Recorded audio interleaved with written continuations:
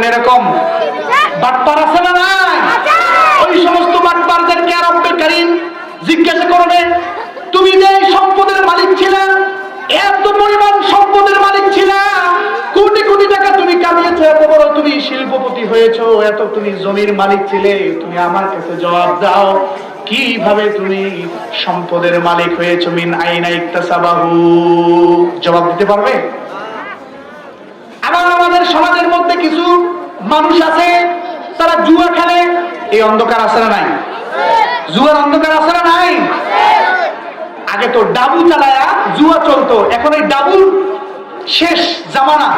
এখন কি আধুনিক ভার্সন, তাস, তারপর হচ্ছে ক্যাসিনো। কথা বলেন কি? ক্যাসিনো। মোবাইলের ভিতর ক্যাসিনো খেলে কত পরিবার যে নিঃস্ব হয়েছে তার কোনো শেষ নাই। কথা বলে ঠিক নেবে ঠিক? আপনাদের এলাকাও আছে? গত কয়েকদিন আগে আমি কোন একটা কাজে বেরুবাড়ির এদিকে আসছিলাম, নাগেশ্বরী বাজার থেকে পূর্ব দিকে বেরুবাড়ির দিকে আসছিলাম। তো এক লোকে দুঃখ করে, অত্যন্ত আফসোস করে, ভারাক্রান্ত হৃদয় নিয়ে আমাকে বলছে, হুজুর আমার ছেলে এরকম ভাবে মোবাইলে ক্যাসিনো খেলে আমার জায়গা জমি সয় সম্পত্তি যা কিছু আছে সবগুলো শেষ করে দিয়েছে, আমাকে নিঃস্ব বানিয়ে ফেলছে। মোবাইলে ক্যাসিনো খেলে, মোবাইলে ক্যাসিনো খেলে। এটা জুয়ার আধুনিক ভার্সন।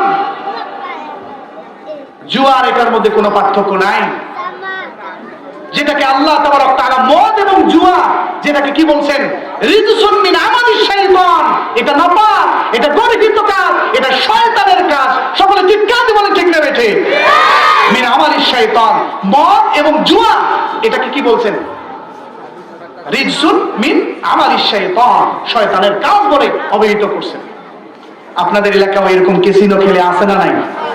আরো জোরে বলেন আছে না নাই?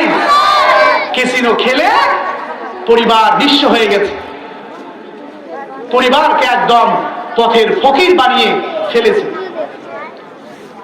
এই অন্ধকার ওই সময় দূর করা যাবে যে সময় তার অন্তরের মধ্যে কোরআনের নূর তুলে দেওয়া যাবে। কোরআনের আলো অন্তরের মধ্যে তুলে দেওয়া ছাড়া এই অন্ধকার থেকে তাদেরকে মুক্ত করা সম্ভব নয়। কথা বলে ঠিক নেবে ঠিক?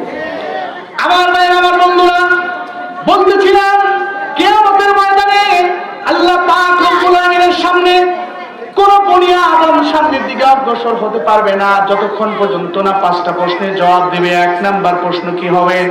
1 নাম্বার, 2 নাম্বার গেছে, 3 নাম্বার হলো আন মালিহি, মাল সম্পর্কে জিজ্ঞাসা করা হবে। মিন আইনা ইকতাসাবাহু, মালটা তুমি কিভাবে কামাইছো? সুদ খায়া মাল কামাই করে, এরকম সুদারও আছে না নাই?